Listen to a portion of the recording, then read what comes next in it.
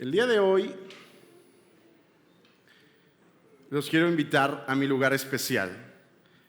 El momento en el que me estoy dando la oportunidad de ir al lago, al muelle, a pensar, yo solito, a pescar un rico huachinango.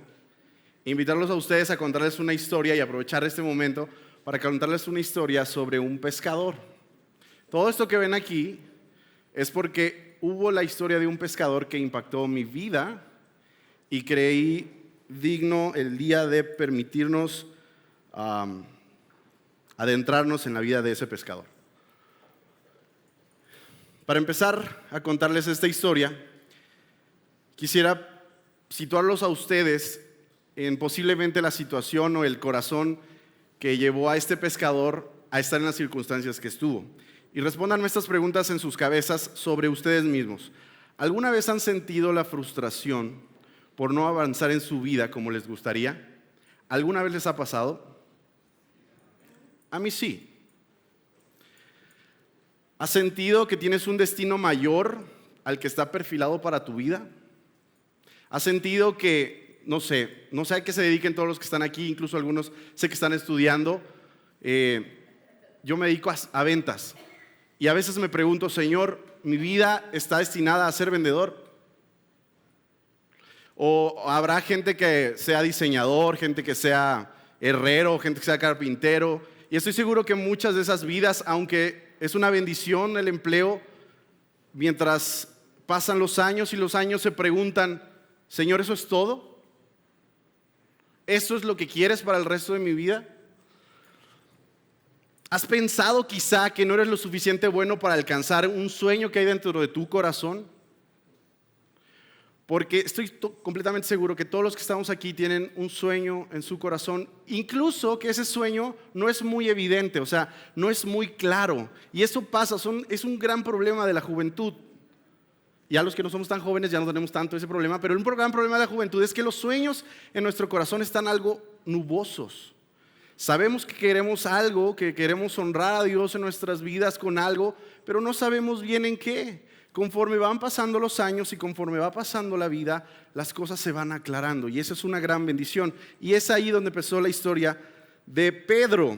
Pedro es muy conocido en la Biblia y les voy a contar una serie de episodios que narran la vida de Pedro y quiero que encuentren una similitud con ustedes mismos. El primer evento de Pedro es cuando le es presentado a Pedro Jesús. Les voy a platicar cómo fue. Háganse de cuenta que Andrés, su hermano, seguía a una autoridad en ese momento de la iglesia, si pudiera decirse en este tiempo, que se llamaba Juan el Bautista. Y escuchaba que habría de venir un Salvador y escuchaba que habría de venir un Mesías.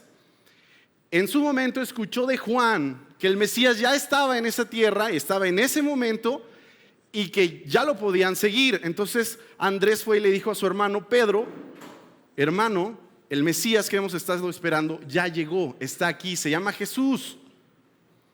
Entonces se llevó, dice la Biblia, luego Andrés llevó a Simón para que conociera a Jesús. Jesús miró fijamente a Simón y le dijo, inmediatamente que lo vio venir, le dijo, tu nombre es Simón, hijo de Juan, pero te llamarás Cefas, que significa Pedro. ¿Qué fue lo primero que hizo Jesús cuando se presentó con Simón? Fue cambiarle el nombre. Lo primerito, no dejó ni que llegara, le dijo, tú eres Simón, pero de hoy en adelante serás llamado Pedro. En ese preciso momento, Dios le había dado un destino. No estaba claro, nadie entendíamos qué iba a pasar, pero ya se lo había dado. Y Pedro estaba seguro de que eso había sucedido. Eso es exactamente lo que pasa con ustedes. El día que se dieron la oportunidad de conocer a Jesús, sus vidas tuvieron un propósito. Ese día se les dijo, dejas de ser fulanito y eres perenganito.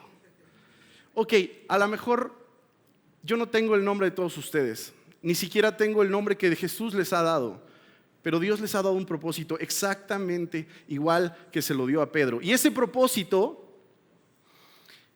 no es claro al principio y eso está bien, tenemos que aprender que está bien, porque una de las grandes frustraciones de esta generación y de la que vienen atrás es la frustración de que tienen 15 años y no son increíbles, famosos rockstars y dicen, Dios, ¿por qué? Calma. A veces ni siquiera ese es el propósito de Dios. El propósito de Dios viene y hay que esperarlo. Y tienen la vida misma para llegar a Él, ¿va? Regálenme un segundo. Ok. Parte número 2. Pedro decide seguir a Jesús. La Biblia dice que Jesús andaba caminando por ahí de la orilla del mar de Galilea y vio a Simón, o Pedro, que andaba con su hermano echando redes en el agua, justamente como un lugar así, no así de bonito quizá, pero parecido, ¿no?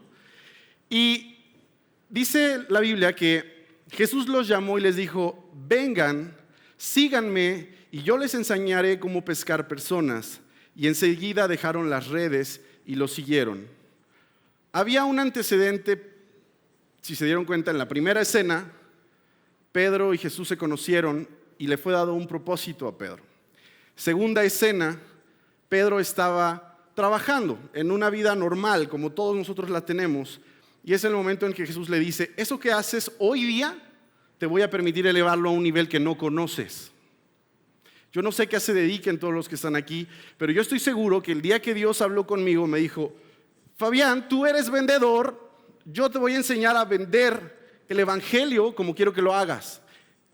Porque así era la forma en que Dios me lo diría si Dios estuviera conmigo, ¿me explico?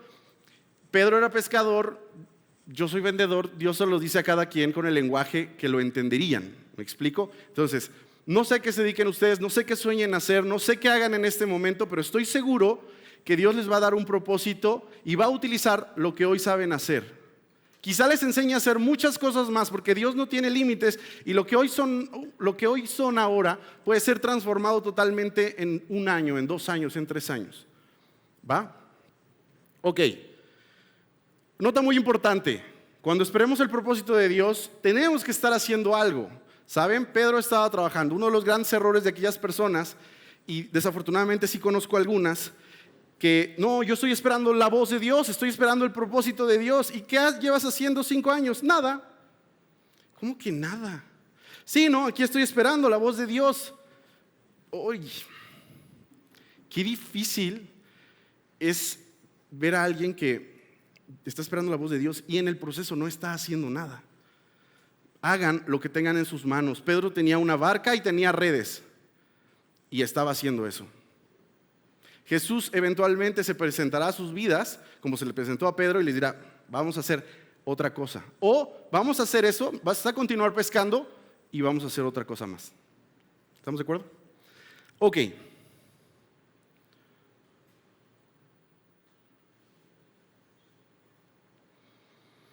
Jesús, episodio número 13, Jesús muestra su gloria a Pedro. Bueno, déjenme decirles, una vez que Pedro se unió al ministerio de Jesús, Pedro tuvo la gran oportunidad de ver muchísimas cosas, de ver muchísimos milagros, de hacer cosas increíbles junto a Jesús. Pedro lo vio sanar enfermos, lo vio caminar sobre las aguas, incluso le dijo a Jesús, hey, yo quiero ir donde estás tú. Y ya todos saben cómo fue la historia, ¿no? Multiplicó el pan, hizo frente a Pedro, hizo muchísimas cosas, pero creo que una de las cosas más impresionantes que Jesús hizo fue que en una ocasión llamó a Pedro y a otros 2 discípulos y les dijo, acompáñenme. Subieron a un monte y en ese momento, no sé por qué, tengo algunas razones para creer por qué, pero no estoy seguro, Jesús mostró su gloria a ellos 3 para que pudieran ver que era Dios mismo, que estaban siguiendo un hombre aparentemente en la carne, pero era Dios, como no sé explicarlo de manera normal, pero quiero pensar que es como cuando Goku se volvía Super Saiyajin y le decía, mira, esto soy, y ya se le ponían los cabellos rubios enormes y así. Bueno, es lo más parecido a lo que yo logro entender. No es así, no me vayan a regañar después. No era así, pero desde mi perspectiva era lo más parecido que puedo imaginar. Jesús mostró su gloria completa. La Biblia dice que sus vestidos se volvieron blancos y una luz resplandeciente brillaba en él.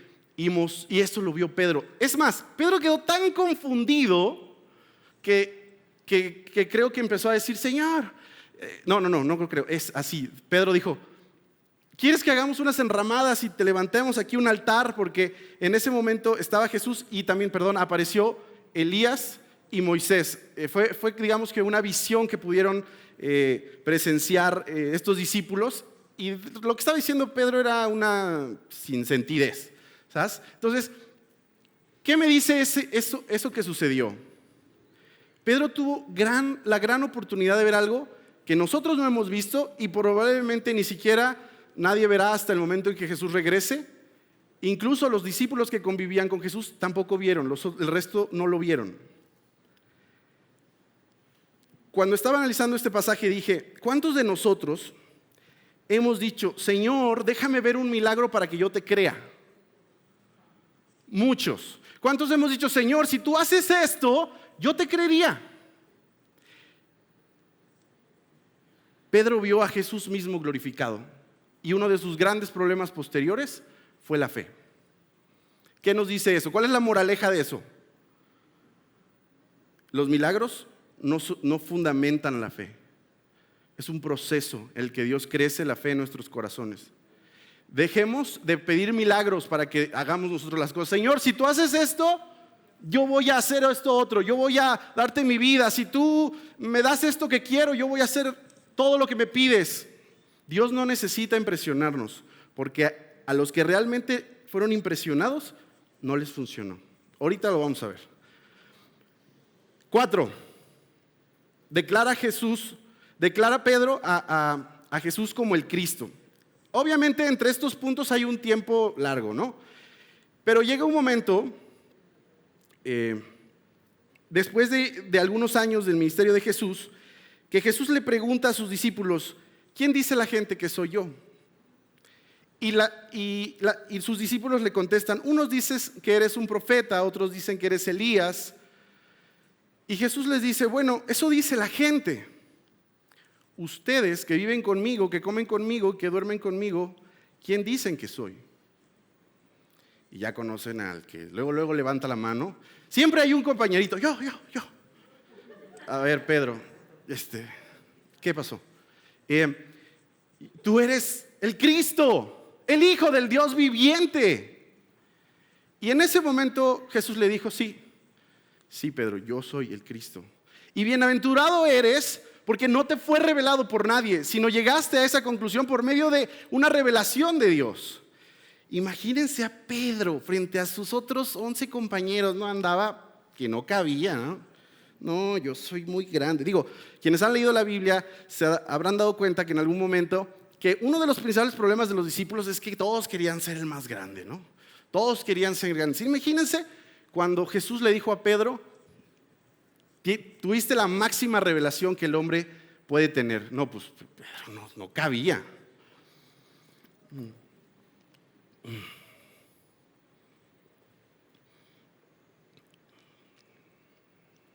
Después les dijo, ¿saben qué? Guárdenselo, no digan nada.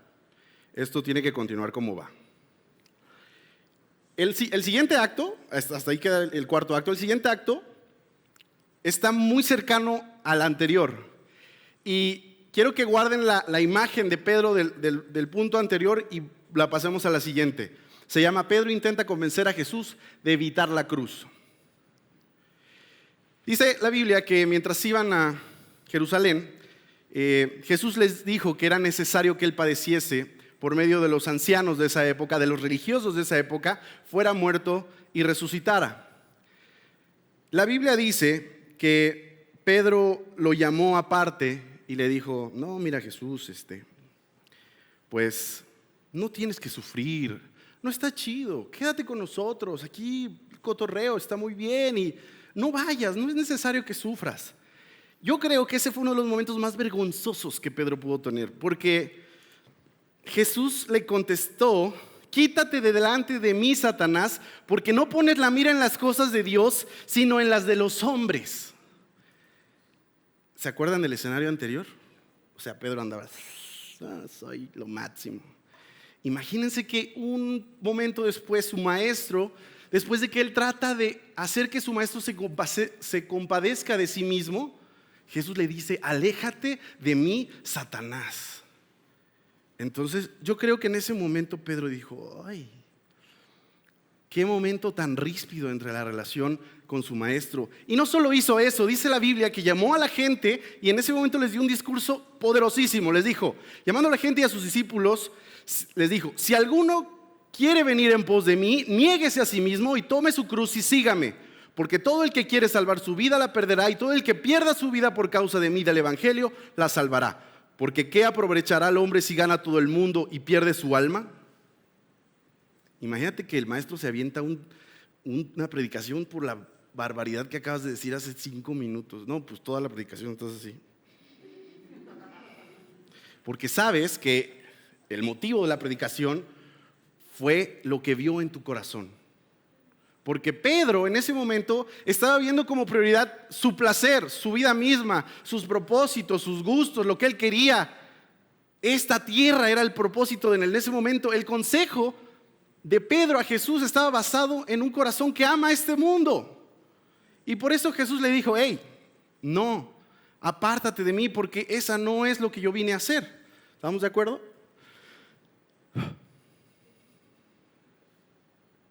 Imagínense qué regañada. Obviamente en ese momento Pedro probablemente dijo: uy, a lo mejor no estoy tan bueno para esto, a lo mejor no soy tan buen discípulo. Soy el único regañado, soy el único que la riega, soy el único exhibido. Pero también es el que más habla, ¿verdad? O sea, bien dicen que quien más alza la voz normalmente recibe más regaños. Episodio número 6. Jesús anuncia la negación de Pedro. O sea, por si no fuera poco, ¿no? Pasa un tiempo y ya están muy cerca del momento en el que Jesús va a ser tomado.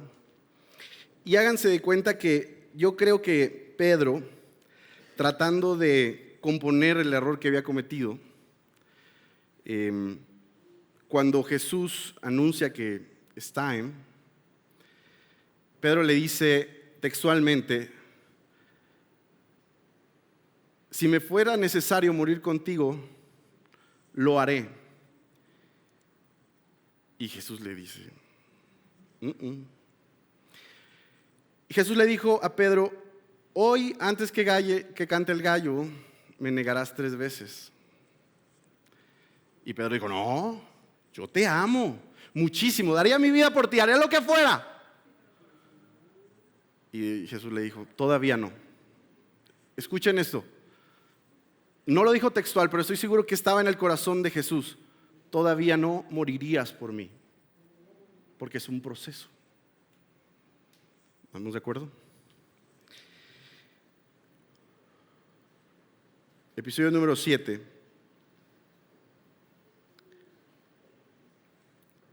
Inmediatamente después de esto, los discípulos y Jesús van a un lugar que se llama Getsemaní. Es una situación muy drástica porque Jesús está sufriendo porque sabe que va a ir a la cruz.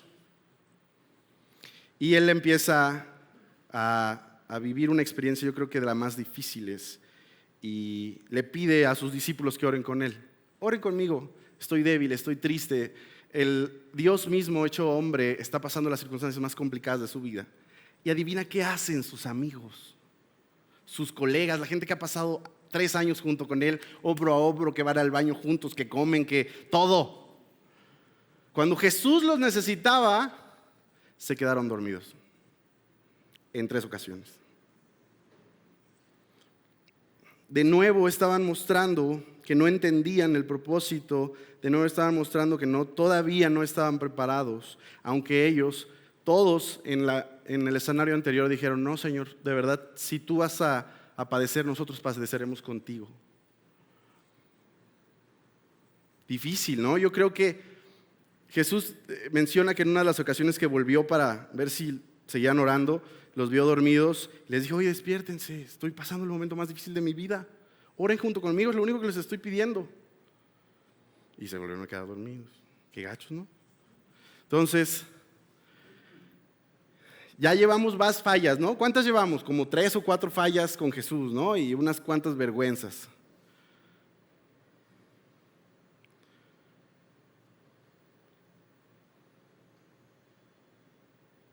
Episodio número 8. Pedro arriesga el propósito al cual Jesús había venido. Inmediatamente después de eso, viene una turba gigante con antorchas, palos, y están dispuestos a tomar a Jesús y apresarlo para llevarlo con los sumos sacerdotes, y que le va a ir súper mal, lo van a maltratar, lo van a latillar y lo van a llevar a la cruz. Jesús ya se había preparado, él ya se había preparado. Jesús había orado a su Padre, le había dicho: yo quisiera que esto no tuviese que suceder, pero por ti, por honrarte y por obedecerte, lo voy a hacer. Llega la turba, están los discípulos ahí como con la almohada todavía, está Jesús, están a punto de tomarlo preso, y Pedro en ese momento dice: tengo una idea genial. Voy a sacar una espada y le corta la oreja a una de las personas que venían en la turba. Yo voy a salvar a Jesús, dijo. No manches. Y yo creo que Jesús volteó: Pedro, no.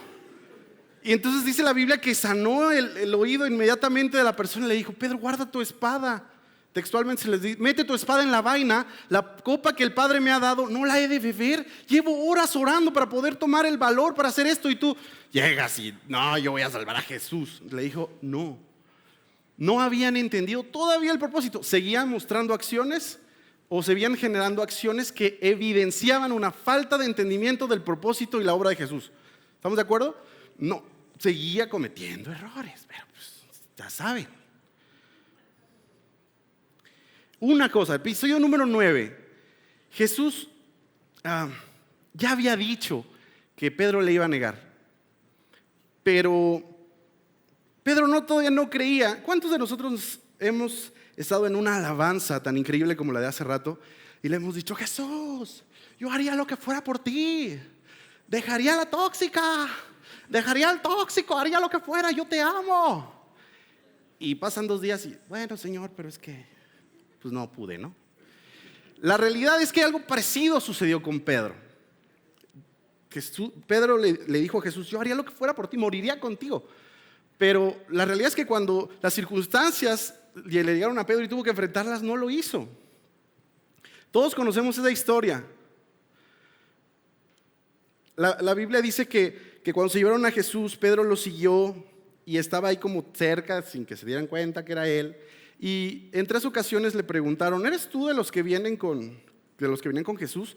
En una de esas le dijeron: tu acento te delata. Yo no sé qué acento tenían, a lo mejor de la costa y todos hablaban aquí, pero le dijo: tu acento te delata, no lo puedes ocultar. Y la Biblia dice que Pedro maldijo y dijo: no, yo no venía con él, maldición. Imagínense el miedo y el terror que tenía que tenía Pedro, y deliberadamente lo negó. ¿Tenía razones para ser valiente y creer en Jesús y creer en su obra? Sí, claro. Lo había visto glorificado, lo había visto completamente Dios. Lo había visto caminar sobre las aguas, lo había visto a curar a muchísimas personas. Tenía muchas razones para haber dicho: sí, yo soy un seguidor de Jesús. Pero no lo hizo. ¿Culpamos a Pedro? No culpamos a Pedro. Todos los que estamos aquí, inclusive aquí su servidor que está arriba, ha cometido en muchas ocasiones cosas por el estilo.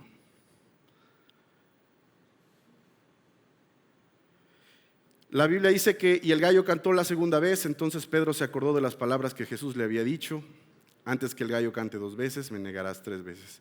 Y pensando en esto, lloraba. Otra actitud muy parecida a la que incluso yo he tenido en mi vida, y probablemente algunos de ustedes han tenido. Ya cuando nos damos cuenta que le dijimos a Dios: Señor, yo te amo y voy a hacer todo para honrarte y voy a darte toda mi vida, viene la circunstancia, la regamos y luego lloramos y nos sentimos tristes. Todos hemos estado ahí. ¿O alguno no? Todos hemos estado ahí. Todos nos hemos sentido avergonzados e indignos. Incluso hay gente que se ha alejado de la iglesia por situaciones como esas y dice: soy indigno de seguir a Jesús. Probablemente todos somos indignos de seguir a Jesús, pero Él aún así ha decidido amarnos y recibirnos, acogernos, perdonarnos y no ver más nuestro pecado. Ya me estoy adelantando, pero está bien. 10º acto. Ya casi acabamos. No es cierto, falta un montón. Pedro y Jesús se reconcilian. Este es un evento súper bonito. ¿Por qué? Dice, se los voy a leer textualmente porque es muy, muy bonito. Cuando hubieron comido, Jesús dijo a Simón Pedro: Simón, hijo de Jonás. Bueno, perdón, les tengo que contextualizar. Se muere Jesús. Lo crucifican, se muere. Resucita de entre los muertos al tercer día. El primero que los ven son las mujeres. El primer discípulo que lo ve es Pedro. No sé ni cómo lo vio. Yo creo que le hizo y Pedro, ¡ah! Digo, pudo haber sido, ¿no? No, igual no está en la Biblia, pero el primero que lo ve es Pedro. Yo creo que fue muy significativo para Pedro ser la primera persona, el primer hombre de los discípulos que ve a Jesús. La Biblia dice que después se ve con los 12 y con los que lo seguían. Obviamente les hice un montón de cosas. Esa historia es muy bonita. Léanla, por favor. Y Jesús resucitado tiene una plática con Pedro. Hace rato que la leía, he leído tantas veces esta historia y no me había dado cuenta que Pedro estaba hablando con un ex muerto. Es impresionante, ¿eh? Es impresionante. Si lo ven de esa manera, Jesús había resucitado y estaba teniendo una conversación con Pedro. La Biblia deja ver que Jesús tuvo un tiempo todavía aquí, pasó y se permitió ser visto por los discípulos, incluso comió con ellos. Esa es una discusión que tuve con unos amigos una vez, porque ellos decían que Jesús era un fantasma que había vuelto. Les dije, no, los fantasmas no desayunan, no comen. Y hay un pasaje de la Biblia, ahorita no lo recuerdo, que específicamente dice que Jesús estaba haciendo unos pescados cuando ellos estaban pescando, y cuando ellos llegaron a la orilla, Jesús ya tenía aquí un fueguito con unos pescaditos y dice que comió con ellos. ¿Sí? Es muy revelador, es muy revelador. Jesucristo realmente murió y realmente resucitó. Y hay evidencia para verlo, ¿sabes? Ok, ya me perdí.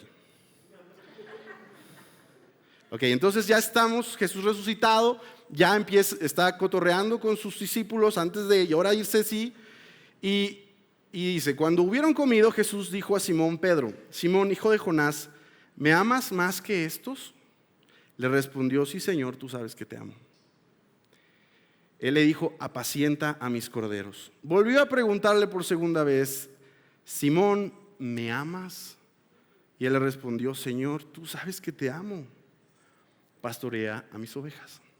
Lo hizo por tercera vez y el Señor contestó lo mismo. Pedro le dijo: Señor, tú sabes que te amo. Y Jesús le dijo: apacienta a mis ovejas. Aquí hay varias cosas escondidas que es necesario desmenuzar. Número 1, ¿cuántas veces le preguntó si lo amaba? 3 veces. ¿Cuántas veces lo negó? 3 veces. Jesús de alguna manera le estaba dando la oportunidad de resarcir esa situación en su corazón. ¿Ustedes creen que Jesús estaba resentido con él? No. ¿Ustedes creen que Jesús tenía un resentimiento contra Pedro? No, Jesús escogió a Pedro, Jesús conocía el corazón de Pedro y Jesús conocía las limitaciones de Pedro. Pero Jesús también sabía que Pedro estaba avergonzado y lastimado en su corazón porque su boca le hizo cumplir promesas que no pudo. Entonces le dijo: ok, ven, vamos a reconciliarnos. Y le preguntó: ¿me amas? Y la respuesta fue: sí, ama a los que yo pondré junto contigo. ¡Wow! Le dijo: no me resarzas el daño a mí. No puedes. ¿Quieres amarme? ¿Quieres darme algo a mí? Ama a los que yo pondré delante de ti. Ama a los que yo pondré al lado de ti. Ama al necesitado. Ama a los que yo pondré junto contigo. Eso le está diciendo en otras palabras. Le dijo: apacienta mis ovejas. Le dijo, pero era eso de alguna manera. Entrega tu vida por la gente que vendrá. ¡Wow!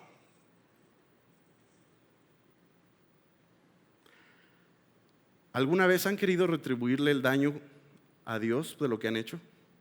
¿Alguna vez han sentido tan avergonzados de lo que han hecho que dicen: Señor, voy a ir a la iglesia todos los días y voy a acomodar todas las sillas y te prometo que voy a estar en los 3 servicios? Yo estoy seguro que si Jesús pudiera contestar tu oración, te diría: ¿me amas? ¿Estás avergonzado por lo que pasó? ama a las personas que están junto a ti. Ama al necesitado, ama al quebrantado, ama al que llegó, el que estaba ahí parado y no tuvo el valor para llegar hasta acá porque siente que es indigno de estar en esta iglesia. Ámalo a él.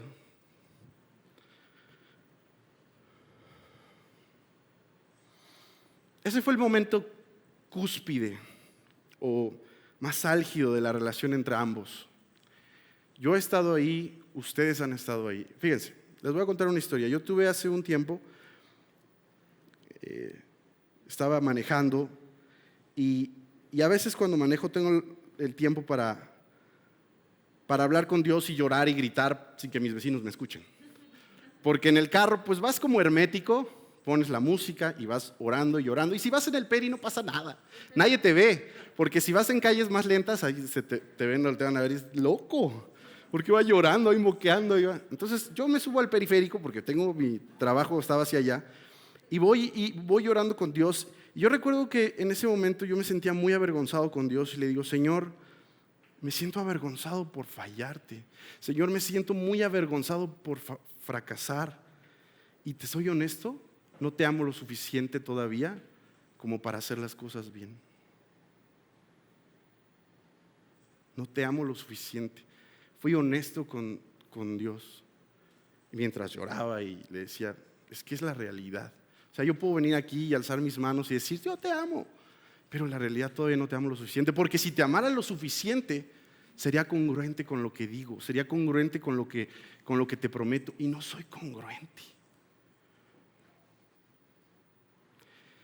Yo no les puedo decir que Jesús me contestó. Porque todo el mundo podría decir lo mismo. Pero en ese momento en mi corazón cayeron unas palabras. Y esas palabras fueron, yo te amo, te perdono y te seguiré perdonando tantas veces como sean necesarias. Porque va a llegar un momento en que yo te haya perdonado tantas veces y te muestre continuamente mi amor, que te vas a enamorar tanto de mí que no vas a volver a fallarme. Eso fue lo que le pasó a Pedro en ese momento.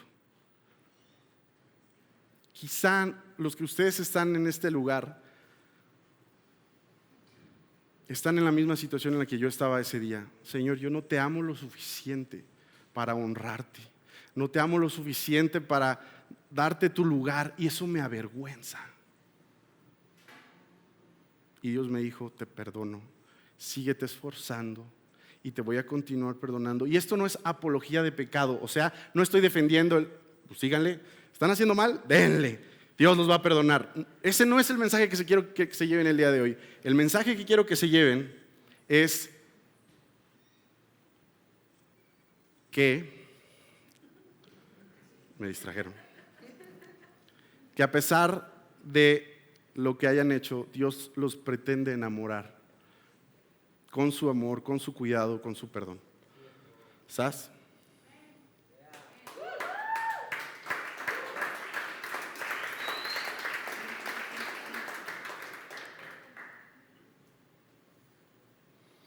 Tengo la evidencia de que Pedro sí cambió su vida.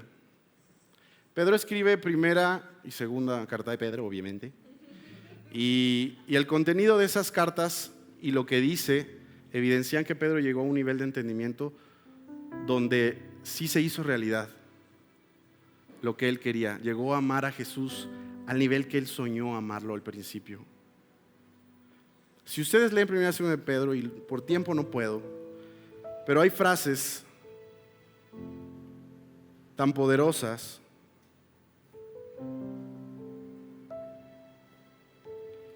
como esta. Así que alégrense en verdad, les espera una alegría inmensa, aunque tienen que soportar muchas pruebas por un tiempo. Estas pruebas demostrarán que su fe es auténtica.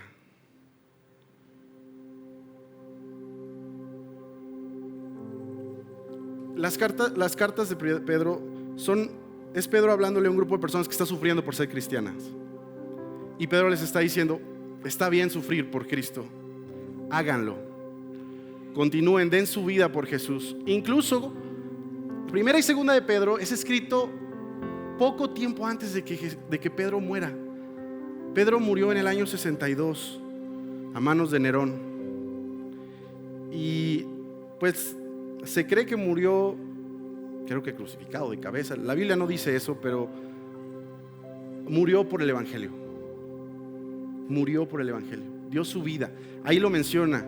En las cartas dice: y yo estoy a punto de dejar mi cuerpo terrenal, pero no me importa eso, porque lo que me importa es que ustedes se lleven el mensaje de que Jesús les ama, de que Jesús es verdadero y que vale la pena sufrir por Jesús. Porque, señoras y señores, vale la pena sufrir por Jesús. Eso habla de un entendimiento mucho mayor de Pedro.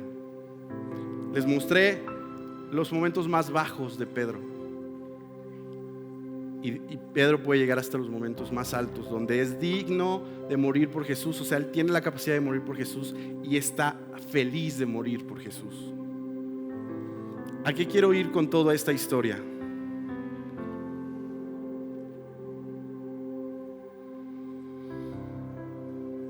Su vida es un proceso, no son eventos puntuales. No juzguen sus vidas por circunstancias. Y es una frase súper conocida en Instagram: no juzgues tu vida por un capítulo, lee el libro completo. Es una realidad. Los capítulos de sus vidas no los definen a ustedes. La historia completa, están en un proceso y está bien.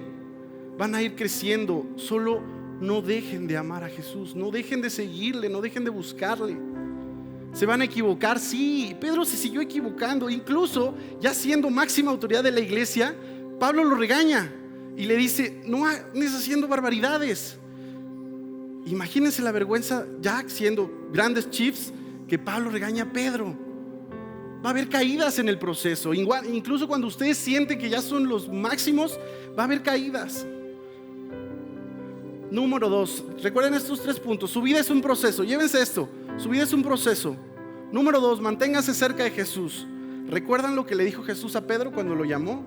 Sígueme, yo te haré pescador de hombres. Pero ¿cuál era el condicionante? Sígueme.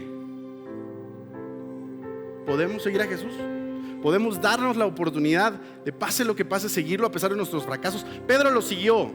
¿Saben qué? Probablemente yo, de la vergüenza, en muchas ocasiones me hubiera ido de donde estaba Jesús. Digo: no, yo ya no soy suficiente para seguirle.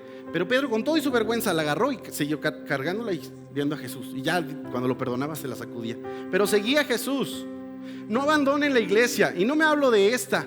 A donde quiera que ustedes se congreguen, sigan buscando a Dios. No se alejen de sus amigos cristianos, no se alejen de la comunidad cristiana, no se alejen de Jesús, no se alejen de su Biblia. Número 3, que todo lo que hagan en su vida tenga el propósito de honrarle, de honrar a Dios. Uno puede estar aquí todos los días con el corazón y la intención de honrarse a uno mismo. Uno puede arreglar todo este auditorio, pintar todo, poner todo, y la intención es honrarse a uno mismo. No se honren a ustedes mismos, honren a Jesús en todo lo que hagan. Uno puede dar su vida aparentemente a veces, y uno lo que quiere solo es exaltarse. Exalten a Jesús en todo lo que hagan. Es una oración constante con mi esposa. Cuando le decimos: Señor, ¿qué hacemos? Cualquier cosa que decidas que hagamos en nuestras vidas, lo único que te pido es que tú te honres. No yo, no la iglesia, no los líderes. Tú hónrate. Y en todo, en donde trabajamos, en lo que hacemos, en los negocios que tenemos, todo, hónrate con nuestras vidas. Ustedes tienen que buscar que todo lo que hagan honre a Dios. ¿Sabes? Quiero hacer una oración con ustedes, si me lo permiten. Pónganse de pie. Y quiero pedirle a Dios que cada uno de ustedes, sin importar la edad que tengan, el proceso en el que estén viviendo, sea muy alto o sea muy bajo, entiendan que Dios va a ir trabajando con ustedes. Lo único que ustedes han decidido es permitirle a Dios meterlos en ese propósito. ¿Sabes? Cierren sus ojos. Señor, gracias por la oportunidad de escuchar tu voz, Padre. Gracias por la oportunidad de conocerte. Gracias por las vidas de las personas que están aquí, Señor. Te pido por sus corazones, Señor. Te pido por sus propósitos. Te pido por lo que tú vas a hacer con ellos, Señor. Dales esa revelación de que los amas incondicionalmente, de que sus fracasos no los definen, de que sus errores, Señor, han sido perdonados y que continuarás perdonándolos, porque tu única intención es amarlos y que ellos aprendan a amarte. Te pido por las vidas y por las familias representadas en este lugar, Señor. Hónrate con cada uno de ellos, hónrate con todo lo que